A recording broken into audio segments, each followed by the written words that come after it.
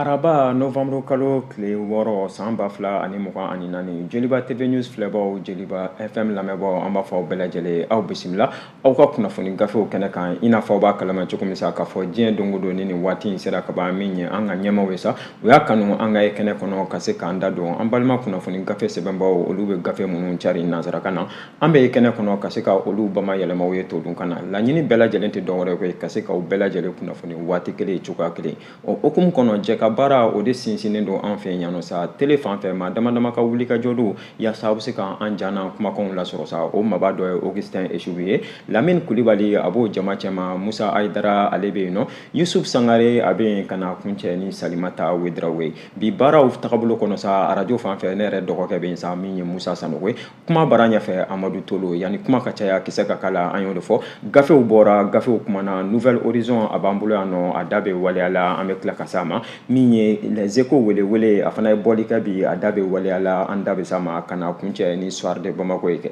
an y'a fɔ cogoya min na sa aw bisimila kunnafoni gafew olu kɛnɛ kan an t'a bila dagirinda la koyi an b'a daminɛ ni min ye Les Échos welewele Les Échos welewele u ye bɔli kɛ bi u da bɛ wuli ka jɔ belebeleba la an ye min ni an y'o sugandi aw ye koyi o ti dɔwɛrɛ ko bolodiɲɔgɔnma min ni o bɛ ka fɔ min ye Irisila jamana ale ni Mali jamana ni ɲɔgɔn cɛ sa halisa da bɛ o wulikajɔw tagabolow bɛɛ lajɛlen na koyi u y'a yira k'a fɔ ko ka se ka yanga kura ka o di min ye Irisila jamana ale ni Mali jamana u ka bolodiɲɔgɔnma hukumu kɔnɔna la sa ko o hakilina de kɔnɔna la min ye Mali jamana ye sa ka na se min ye Irisila jamana ma ko maabaw olu bɛ ɲɔgɔn yew kɛla nin waati kɔnɔna la sa ko min ye Irisiw ka chef d'état major dɔ ye sa o ye wulikajɔ sabati ka ɲɛsin min ye Mali jamana ma ka na a senbɔ a kɔnɔkɔrɔ ka ɲɛsin min ye camancɛ fanga ɲɛmɔgɔ colonel Asimi Goita ayi général do koyi an bɛ don min na i ko bi an b'a fɔ ten awɔ général Asimi Goita ni jamana kuntigi do camancɛ fanga o hukumu kɔnɔ sa ka na ale kɛmɛ ka maaw bisimila nin waati kɔnɔ Irisiw do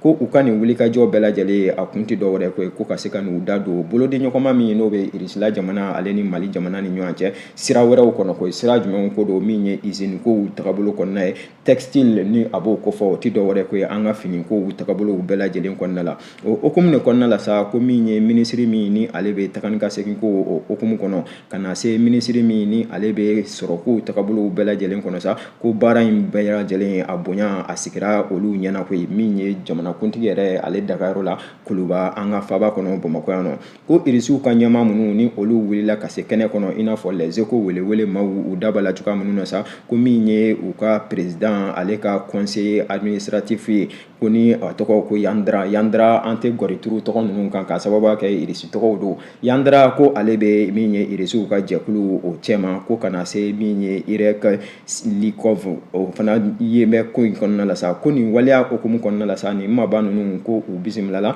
min ye Mali jamanakuntigi colonel Asimi Goita fɛ ko baaraw tagabolo kɔnɔna la sa kumaɲɔgɔnya minnu ni u tɛmɛna u ni ɲɔgɔn cɛ ko ti dɔwɛrɛ don tɛmɛlenw na sa ko Mali ni Irisila jamana k'u bɛnna kan k'a yira k'a fɔ ko u bɛna wulikajɔ minnu sabati min ye an ka finikow tagabolo ni an ka usine yɛlɛmaw bayɛlɛmali waleya minnu ni olu bɛ ka labɛn don tɛmɛlenw kɔnɔna la sa ka na o baaraw ko ka na lajɛ sa baaraw bɛ tagabolo jumɛn kɔnɔna la don nataw kɔnɔ sa wulikajɔ ni wulikajɔ jumɛnw bɛ yen ni olu kan ka sinsin a ko kɔnɔ gafe kɔni da b'a la min ye Sar ye ale de ye fasiri kɛ Les Échos kɔnɔ a y'a yira k'a fɔ ko ka kɛɲɛ ni min ye nin projet belebeleba ninnu minnu ni u sigi bɛ Irisiw ka jamana ale ni Mali jamana ni ɲɔgɔn cɛ ko hali min ye sanuko o tagabolo b'a la kɛ ko raffinerie ko nin baaraw bɛɛ lajɛlen kɔnɔna la sa da donna nin wulikajɔ ninnu na k'a lajɛ baaraw y'an ka bɛ cogo di an bɛ don min na i ko bi kabini min ye camancɛ fanga ɲɛmɔgɔ colonel Asimi Goita ale yɛrɛ ye wulikajɔ min kɛ Irisila jamana kɔnɔ ka na se an bɛ don min na i ko bi ma baaraw bɛ tagala sira jumɛnw kan min ye Irisiw ka jɛkulu ye sa ko ni u selen kɔfɛ Mali kɔnɔna la sa n'o ye Yandra a y'a yira k'a fɔ ɲɛfɔliw kɔnɔ k'a fɔ a nana ko minnu sɔrɔ kɛnɛ kan yan nɔ sa ko o ye a nisɔndiya kosɛbɛ kosɛbɛ wa tagabolow bɛɛ lajɛlen kɔnɔ sa kuma kɔsegin kuma ko ale ka baara bɛɛ lajɛlen bɛ kɛ o de ye ale tɛmɛlen kɔfɛ ka bɔ yen nɔ camancɛ fanga ɲɛmɔgɔ i n'a fɔ Les Échos welewele da b'a la cogo min Asimi Goita ko a ye kuma ta ko a y'a yira sa k'a fɔ ko min ye bolodiɲɔgɔnma min n'o bɛ Irisila jamana ni Mali jamana ni ɲɔgɔn cɛ ko a bɛ sira caman kan bari nin sira min ni o filɛ nin ye kɛrɛnkɛrɛnnenya la min ye usine textile ko tagabolow ye sa ko wulikajɔw do wulikajɔ minnu ni a sabatilen don an bɛ don min na i ko bi o hukumu kɔnɔ a ye wele bila ko kura ye ka ɲɛsin min ye Irisiw ka jamana ma ka ɲɛsin min ye maa minnu ni olu bɛ nin baara ninnu bɛɛ lajɛlen kɔnɔna la sa ko u ka da la k'a fɔ ko sira bɛɛ lajɛlen fɛ min ye Mali jamana ye sa o bɛna taga ni ka segin minnu ni olu bɛ yen nɔ siraw fɛ bolodi ɲɔgɔnma minnu ni olu bɛ Mali jamana ni Irisila jamana ni ɲɔgɔn cɛ ko miniti 1 seconde 1 min ye Mali jamana ye sa ko o tɛna min ye gɔrituru waleya min ni o tɛ a dɔ ye cogo si la colonel Asimi Goïta an b'a fɔ général Asimi Goïta ale ka ɲɛfɔli la a y'a yira sa k'a fɔ ko nin baara minnu ni olu sabatilen don Irisiw ka jamana ni Mali jamana ni ɲɔgɔn cɛ don nataw kɔnɔ sa ko laɲini bɛɛ lajɛlen tɛ dɔ wɛrɛ koyi min ye nin baara ninnu a baaraw bɛɛ lajɛlen bɛ se ka kuncɛ cogo min nɔgɔya kɔnɔna la baaraw yɛrɛ ka daminɛ bɛɛ lajɛlen ka seereya a waleyaw kan ka kɛɲɛ ni min ye a ka nin wulikajɔ ye a y'a yira sa k'a fɔ ko min ye ka Irisiw ka jɛkulu min ni o wulilen filɛ ka se Mali kɔnɔna la ko a bɛ foli belebeleba ɲɛsin u ma maliyɛnden bɛɛ lajɛlen tɔgɔ la Asimi Goïta général Asimi Goïta ale ka ɲɛfɔli don a y'a yira tuguni k'a fɔ ko wulikajɔw bɛɛ lajɛlen kɔnɔna la waati ni waati hali ale yɛrɛ ye wulikajɔ min kɛ ka ɲɛsin Irisila jamana ma o ni bi cɛ ko min ye taga ni ka seginw ye o siraw bɛ ka sigi u ni ɲɔgɔn cɛ ko a bɛ ka kɛ sababu ye sa ka danaya tɔ ka o sinsin Irisila jamana ale ni Mali jamana ni ɲɔgɔn cɛ bolodi ɲɔgɔnma a hokumu kɔnɔna la SAR ale ka fasiri don Les Échos welewele kɔnɔna la u ka bi bɔli aw bonya b'a la.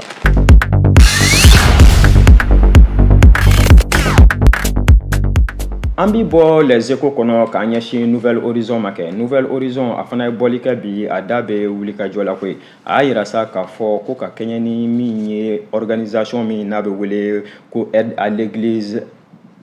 ko o maaw olu ye wulikajɔ dɔ sabati wulikajɔ min n'u y'a yira sa k'a fɔ ko min ye banbagacimaw ye sa ko u bɛ ka gɔrituru min ye an balima kerecɛnw olu kan dugu dɔw kɔnɔna la kɛrɛnkɛrɛnnenya la gafe yɛrɛ a da b'a la ko min ye Nouvelle Horizon ye Seydou Konate ale de ye fasiri in kɛ a y'a yira k'a fɔ ko min ye an balima kerecɛnw ye sa ko min ye banbagacimaw ye n'o ye extrémiste islamistiw ye sa ko olu ye gɛlɛya belebeleba ta ka ɲɛsin an balima kerecɛnw ma kɛrɛnkɛrɛnnenya la dugu dɔ kɔnɔna la dɔngɔnɔ jamana kan sa dugu min n'a bɛ wele kɛrɛnkɛrɛnnenya la ko Dunapɛn kɔnɔna la sa ko wulikajɔ de kɛra yen nɔ ka ɲɛsin min ye kerecɛnw ma banbagacimaw fɛ don tɛmɛnen kɔnɔna la i n'a fɔ gafe Soir de Nouvelle Horizon a da b'a la bi cogoya minnu na Seydou Konate ale de ye fasiri in kɛ a y'a yira k'a fɔ ko tiɲɛ don min ye Mali finitigiw ye sa ko u bɛ Mali fantan ani naani bɛɛ lajɛlen na min ye faamaw ye ko bari wulikajɔw tagabolo fana kɔnɔna la ko siga t'a la k'a fɔ ko théâtre des opérations n'o ye kɛlɛkɛbonw kan ko Mali finitigiw k'u b'a k'u seko n'u damayira bɛɛ lajɛlen kɛ ko bari k'an bɛ don min na i ko bi sa nin waleya belebeleba in ko a sigilen don sen kan dugu dɔ kɔnɔna la dɔngɔnɔ jamana kan min n'a bɛ wele ko Dunapɛn kɔnɔna la sa an bɛ don min na i ko bi ko banbagacimaw ko u kɛn bɛ ka an balima kerecɛnw ka u sɛgɛn fo k'a fɔ ko k'u sɛgɛn ko k'a sababuya kɛ k'u jɛlen tɛ ni kerecɛnya o waleyaw yɛrɛ ye koyi gafe da b'a la Seydou Konate ale de ye fasiri kɛ Nouvelle Horizon kɔnɔ a y'a yira k'a fɔ ko min ye jateminɛ minnu ko ni olu kɛra observatoire des églises fɛ sa ko u y'a yira k'a fɔ ko min ye u ka baaraw tagabolo ye min ye u ka diinɛ tagabolow bɛɛ lajɛlen sa ko banbagacimaw bannen don nin waleya ninnu sigili ma min ye jamana woroduguyan fan fɛ kɛrɛnkɛrɛnnenya la dɔngɔnɔ jamana o fanfɛlaw la dugu min ko n'a bɛ wele ko Dunapɛn ko n'i y'a jateminɛ don tɛmɛnlenw kɔnɔna la sa ko banbagacimaw ko u balila ka poyi ka gɛlɛya ka o ta ka ɲɛsin min ye kerecɛnw olu ka seli yɔrɔw ma n'o y'u ka églisew ni a ɲɔgɔnna ye ko o waleya bɛɛ lajɛlen kɔnɔ don tɛmɛnlen kelen ninnu na ko jateminɛ caman k'u kɛra jamana ɲɛmaaw fɛ sa k'a yira k'a fɔ ko wulikajɔ bɛna sabati yaasa min ye banbagacima ninnu dan bɛ se ka kari u ka waleyaw la cogoya minnu na bɛɛ lajɛlen ka se ka i ka baaraw sabati ko bari maa nana bɔ mun kan min ye tile laban in ye sa ko u nana ye k'a fɔ ko u bɛ ka dankari halisa min ye an balima kerecɛnw olu ka tagabolow la ko dankari sugu jumɛnw don ko n'u sera kɛnɛ ninnu kɔnɔ ka ban min ye ka sɔrɔ balina ko ka o kɛ sa ka se min ye kerecɛnw olu ka église ninnu ma ko u b'a ɲini ka kɛnɛ ninnu bɛɛ lajɛlen lakodɔn ka kɛnɛw tiɲɛ o tiɲɛlen kɔfɛ ka bɔ yen min ye an balima kerecɛnw ye sa ko n'u tɛgɛ dara maa minnu kan sa u b'a ɲini olu fɛ k'u wajibiya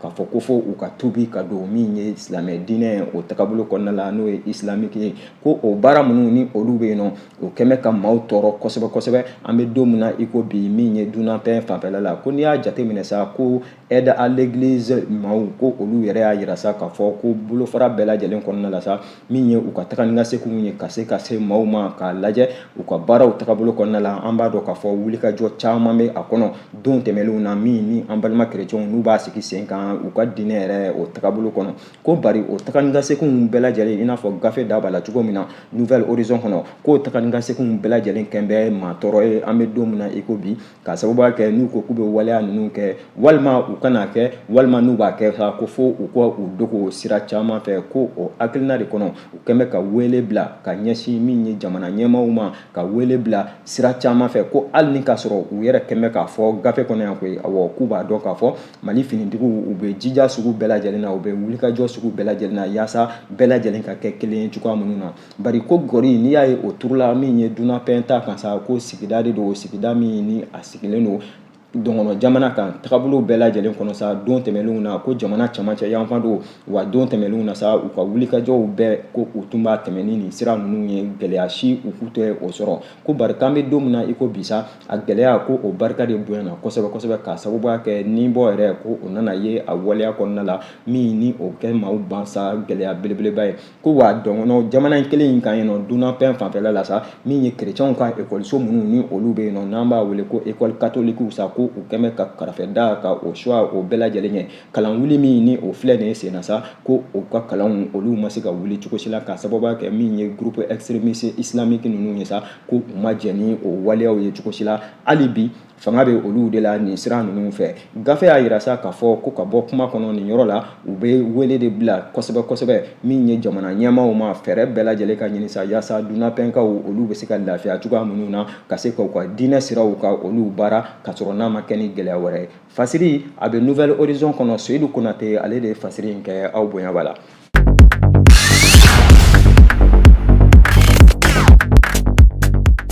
An bɛ to ale nouvelle horizon kelen in kɔnɔ kɛ a da bɛ wulikajɔ wɛrɛ la koyi awɔ a y'a yira k'a fɔ ko min ye Mali faamaw ye sa u ka wulikajɔ hukumu kɔnɔna la ko min ye Menaka fanfɛla la sa ko u sera ka wulikajɔ dɔ sabati ko ka ɲɛsin banbagaciman fila ma koyi ko min ye suspect belebeleba fila minnu ni olu appréhendera o tɛ dɔ wɛrɛ ye koyi jateminɛku kɛn bɛ maa fila la sa ko gɔri min ye Mali finitigiw ye sa forces armées maliennes ko u sera ka dankari o maa filaw la u y'a yira gafe kɔnɔ k'a fɔ ko alamisa min ye octobre kalo tile 31 san 2024 ko min ye nɛgɛ kaɲa 10 waatiw kɔnɔna la sɔgɔmada fɛ sa ko maa dɔw bɛ yen nɔ ni minnu ni olu poyira ka don min ye Menaka dugu kɔnɔna la maramafɛntigiw don ko u ka wulikajɔ kɔnɔna la sa ko quartier min n'a bɛ wele ko premier quartier ko u sera yen nɔ sa ko u selen min ye Menaka yen kɔnɔna la ko u y'a ɲini sa ka wulikajɔ k'o sabati ka ɲɛsin population civile ma population civile minnu n'u ma min u ma bɔ ko nin gɛlɛya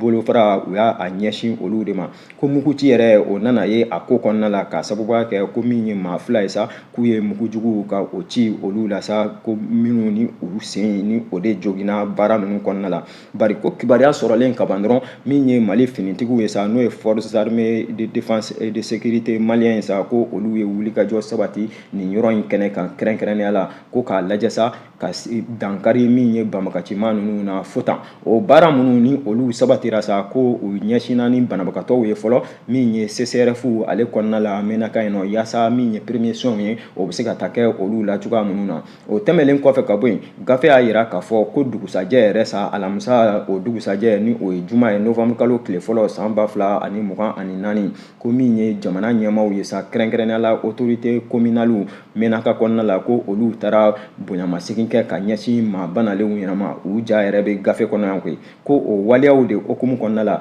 u y'a yira sa k'a fɔ ko waati ni waati banbagacimaw bɛ bali ka poyi minnu kɛ sa fɛɛrɛ sugu bɛɛ lajɛlen ko jamana ɲɛmaaw bɛ na o sigi sen kan sa yaasa min ye Tombouctou ani Gao kɛrɛnkɛrɛnnenya la ko o marabolo olu bɛ se ka lakana cogoya minnu na sira caman fɛ ko ka kɛɲɛ ni maaw ka ɲɛfɔli ye minnu ni olu ye wulikajɔ in ka a sabati k'a ye min ye Menaka mara kɔnɔna la k'u y'a yira k'a fɔ alamisa octobre kalo tile 31 tɛmɛlen in na ko min ye maajuguw ye sa ko u ye wulikajɔ min ni u y'a kɛ ko wulikajɔ kudo min ni a labɛnna u fɛ ko ka sababuya kɛ ko u ye ataki de kɛ ka ɲɛsin min ye kɔnva belebeleba dɔ ma kɔnva min ko ni a tun bɛ ka bɔ Burkina Faso jamana kɔnɔna la sa ani min ye Niger fanfɛla la ni u bɛ nalen ka na Mali finitigiw ka na olu sinsin ni o bɛ wele ko renfort o baara de hokumu kɔnɔna la sa ko u ye u banamini o maaw ni min ye Mali fanfɛla ni ɲɔgɔn cɛ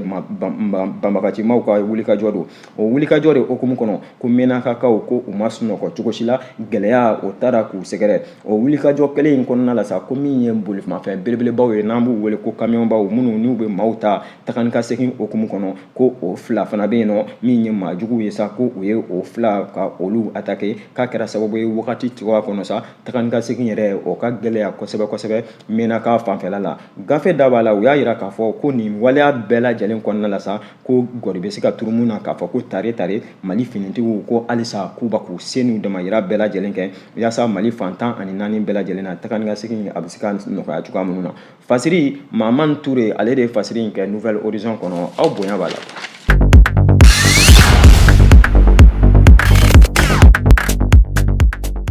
An bi bɔ Nouvelle Horizon kɔnɔ k'an ɲɛsin Soir de Bamako ma kɛ Soir de Bamako a da bɛ waleya damadama la ko ye a y'a yira k'a fɔ ko min ye dancɛ min n'o o bɛ Mali jamana ale ni Burkina jamana ni ɲɔgɔn cɛ sa kɛrɛnkɛrɛnnenya la maa min ni ale ye fasiri in kɛ o de ye Laya Jara ye Soir de Bamako kɔnɔ a ko dancɛ min ni o bɛ Mali jamana ale ni Burkina jamana ni ɲɔgɔn cɛ sa ko jɛkulu min n'a bɛ wele ko GENIM ko olu b'a k'u ka wulikajɔ ka o bonya yen nɔ ko ka ɲɛsin min ye maaw ma sira min ni o tagabolo tɛ dɔwɛrɛ ko ye ko seli ani min ye wajulu o siraw fɛ ko GENIM maaw olu bɛ nin wulikajɔ hokumu kɔnɔna la Laya Jara ale de ye fasiri in kɛ a y'a yira k'a fɔ ko groupe armé terroriste maaw a kɛmɛ ka ɲininkali tɛnku ko yala olu bɛ wulikajɔ de la ka ɲɛsin min ye AES jɛkulu ma wa ko a ɲininkali a kan ka kɛ Laya Jara ka ɲɛfɔli la a y'a yira k'a fɔ ko ka ɲɛsin min ye maaw ma maa minnu ni olu ye kibaruyaw sɔrɔ ka kibaruya di u ma k'u y'a yira k'a fɔ ko min ye jɛkulu minnu ni olu fara bɛ ɲɔgɔn kan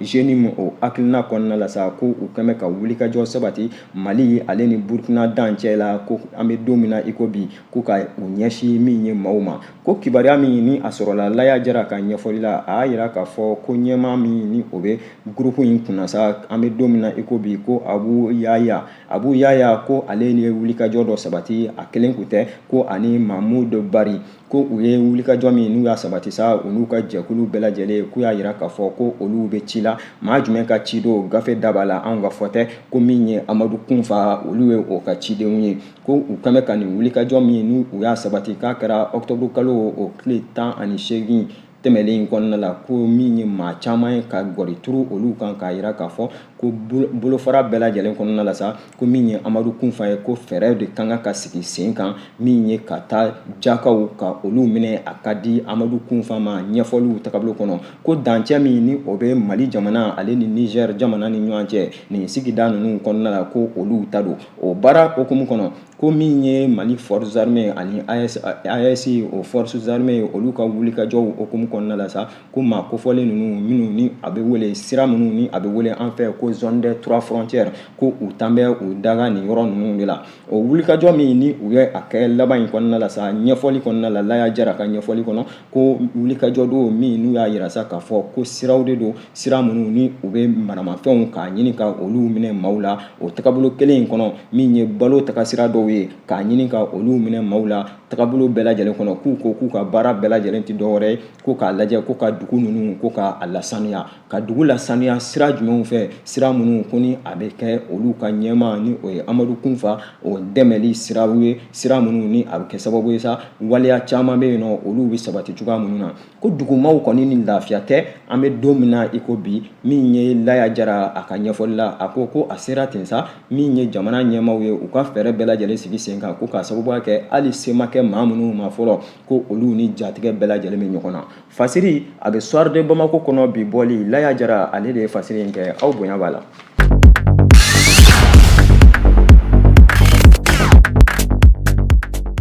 An bɛ to ale soir de Bamako kelen in kɔnɔ a da bɛ wuli ka jɔ wɛrɛ la ko ye a y'a jira k'a fɔ ko Segu mara kɔnɔna la sa ko min ye sigidalamaw ye ko olu ni jatigɛ sugu bɛɛ lajɛlen bɛ ɲɔgɔn na jatigɛ sugu jumɛnw ko don k'a yira la sa k'a fɔ ko min ye furako o tagabolo kɔnɔna ye sa ko fura cɛjugu furakolonw ko olu bɛ ka sirikili kosɛbɛ min ye Segu mara kɔnɔna la Laya Jara ale de ye fasiri kɛ soir de Bamako kɔnɔ a y'a jira k'a fɔ ko min ye sigidalamaw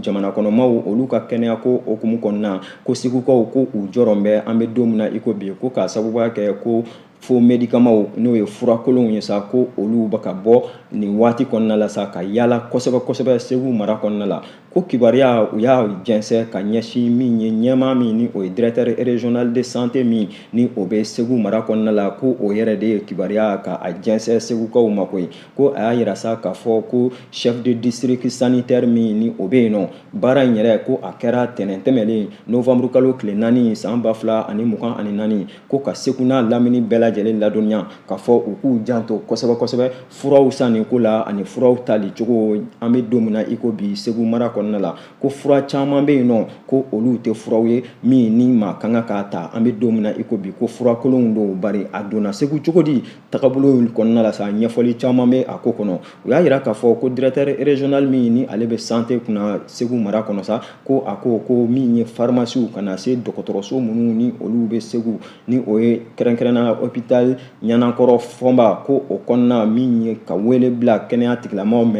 fɛn ni olu bɛ yen nɔ u k'u hakili to u ka furaw sɛbɛncogow k'u hakili to u ka furaw sancogow la fura minnu ni olu kan ka di maaw ma yaasa k'u ni kɛnɛya ko k'a sababuya kɛ min ye Segu mara kɔnɔna ye u kɛmɛ k'a jira k'a fɔ ko tagabolo bɛ u maaw bolo an bɛ don min na i ko bi mun kɔnɔna la sa n'u don mɛ ni furaw ye fura minnu ni fura cɛjuguw don k'a sababuya kɛ ko a datiw man ɲi wa u périmelen don kosɛbɛ a bɛ maa caman bolo u bɛ ka feere Segu dugukolo kan ye o okumu kɔnɔna la min ye minisiri min ni ale bɛ kɛnɛya ko yɛrɛ kunna a yɛrɛ ja bɛ gafe kɔnɔ yan nɔ ko a ye wele bilalen kɔfɛ sa ko a y'a jira k'a fɔ ko min ye enquêtes ye ani sɛgɛsɛgɛliw ko olu bɛ sen na an bɛ don min na i ko bi yaasa bɛɛ lajɛlen bɛ se ka bɔ nin waleya ninnu kɔnɔna la cogoya minnu na fɛɛrɛ ni fɛɛrɛw ka olu sigi fura minnu ni olu man ɲi olu bɛ se ka minɛ cogoya minnu na ko douane ka tagabolo don an bɛ don min na i ko bi o wulikajɔ de okumu kɔnɔ k'u bɛ wele bila min ye Segu n'a lamini bɛɛ lajɛlen ma bɛɛ lajɛlen k'i janto i yɛrɛ la gafe y'a jira k'a fɔ ko min ye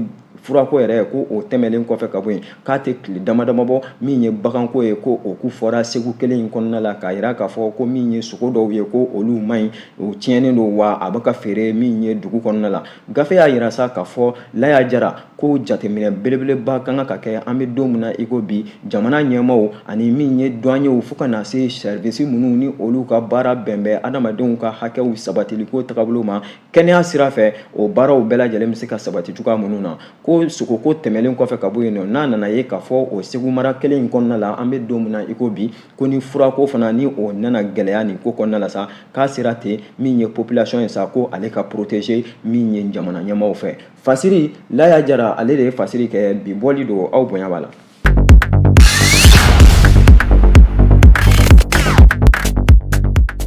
An bɛ to ale soir de Bamako kelen in kɔnɔ a da bɛ wuli ka jɔ wɛrɛ la ko ye min ni o ye congrès belebeleba ye ka ɲɛsin au conseil islamique du Mali o tagabolo ma o kɛmɛ ka a yira sa ka ɲɛfɔli kɛ a ko kɔnɔ ko ye Mayimuna Dunbiya ale de ye fasiri in kɛ a y'a jira k'a fɔ ko consensus o tɛ dɔwɛrɛ ko ye ko bɛn ko ni ka sɔrɔ ko o furanna ni tɛgɛkɔ ye bɛn min ni o tun bɛ ɲinina k'an bɛ don min na i ko bisa ko o furanna ni tɛgɛkɔ ye ka ɲɛsin min ye au conseil islamique du Mali ye o ka congrès belebeleba min ni da bɛ a kuma la sa o ta ko naaninan n'a bɛ wele ko 4e congrès ko min ye Mayimuna Dunbiya ale de ye fasiri in kɛ a y'a jira k'a fɔ ko an bɛ don min na i ko bisa ko sibiridenw k'a jira la k'a fɔ min ye congrès belebeleba ye sa ko o bɛna kɛ ka ɲɛsin min ye au conseil islamique o waleyaw ma ko o okumu de kɔnɔna la min ye don tɛmɛlenw na sa a k'u yira la k'a fɔ ko min ye cɛbɔ minnu ni olu bɛ yen nɔ cɛbɔ 5 n'a kunkanfɛ sa k'a k'u yira la k'a fɔ ko ka fɛɛrɛ bɛɛ lajɛlen ɲini sa bɛnkan o ka kɛ u ni ɲɔgɔn cɛ yaasa kalata o kana ye a ko yɛrɛ kɔnɔ kɛ ko awɔ min ye Sherif Madani Aidara Usman Sherif Madani Aidara ko ale min ni ɲɛmaa do an bɛ don min na i ko bi o k'u ka laɲini de ye nin wulikajɔ in ye bɛn o bɛ se ka sabati cogoya minnu na sa ko min ye kalata yɛrɛ ni o bɛ se ka bɔ a ma pewu k'a sababuya kɛ u ka bɛnkan maa duuru ninnu minnu ni olu bɛ ɲɛmaa nɔfɛ sa n'u bɛ se ka bɛnkan sigi n'a bɛ wele ko consensus ka biro sigi ko bari k'a bɛ n'a fɔ o furanna ni tɛgɛkɔ ye Mayimuna Dunbiya ka ɲɛfɔli la a y'a jira k'a fɔ ko ka kɛɲɛ ni bɛn sabatibaliya ye sa nin waleya bɛɛ lajɛlen kɔnɔna la k'an bɛ don min na i ko bi maa bɛ se ka gɔri turu min kan k'o ti dɔwɛrɛ ko min ye kalata min ni bɛɛ lajɛlen tun b'a fɛ o ka bɔ a ma i n'a fɔ Usman Sherif Madani Aidara a y'a ŋaniya cogoya minnu na sa ko a tɛna taa cogoya si la o kalataw kɔ k'u y'a jira sa k'a fɔ ko majɛ caman bɛ yen an bɛ don min na i ko bi majɛ minnu ni o kɛn bɛ sababu ye sa biro executif minnu ni ale bɛ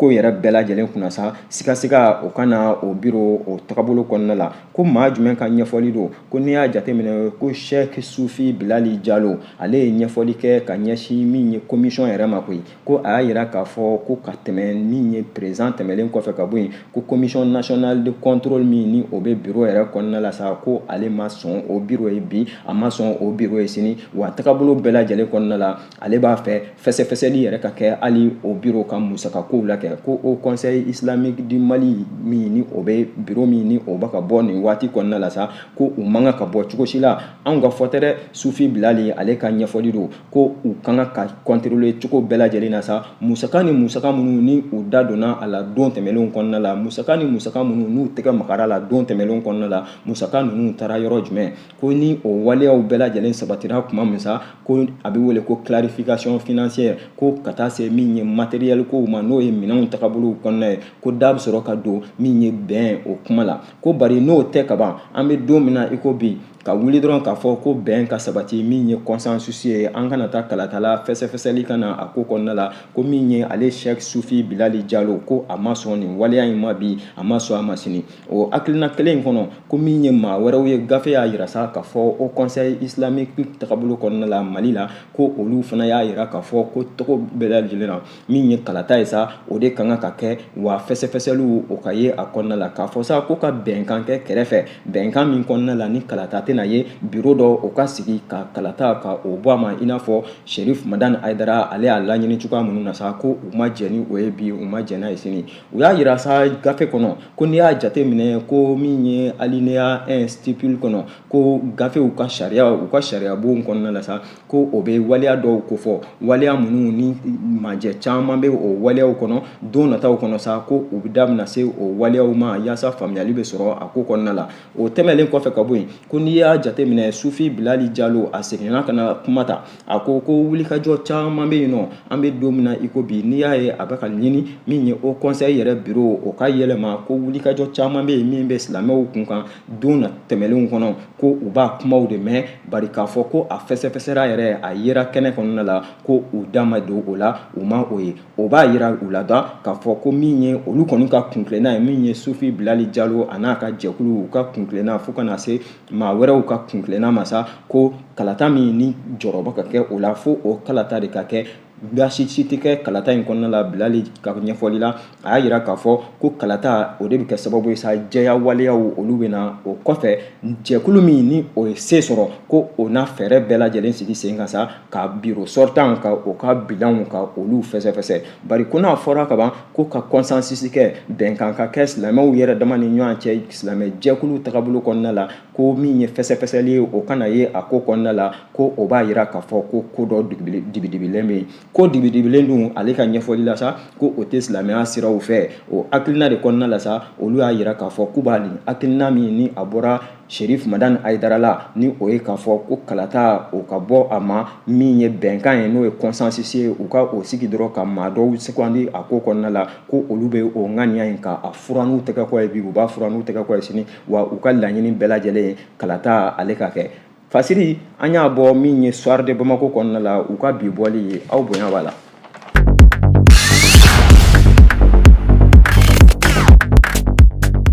a bɛ dan siri an ka bi fasiriw la fasiri minnu ni an y'olu sɔrɔ k'u fara ɲɔgɔn kan an y'o de fɔ a ye Joliba TV News Joliba FM an ka laɲini bɛɛ lajɛlen tɛ dɔwɛrɛ ni gafew bɔra ka ban gafew bɛ nanzarakan na an b'u ta an b'u bamayɛlɛma o ye todunkan na laɲini bɛɛ lajɛlen tɛ dɔwɛrɛ ka se k'aw bɛɛ lajɛlen kunnafoni waati kelen cogoya kelen kuma mun ye ɲɛ fɔcogo mun ye tiɲɛ fɔcogo an bɛ a kɛ to ɲini bɛɛ lajɛlen fɛ n'a ye majɛ o majɛ ye kuma ninnu kɔnɔna la sa anw ka majɛ don gafe sɛbɛnbaaw ka majɛ tɛ Jeliba ɲɛmaaw ka majɛ tɛ o baara kɔnɔna la sa an b'a fɔ ni Ala m'an ka jɔnya jɔ an na an bɛ ɲɔgɔn sɔrɔ yan don nataw kɔnɔna la gafe wɛrɛw mana bɔ ka se k'u kɔnɔ kumaw fɔ a ye bari a ye to sɔgɔlen aw ka télé mandi la a ye to sɔgɔlen aw ka radio mandi la Joliba TV News Joliba FM tile kuru baara don Ala ka tile hɛrɛ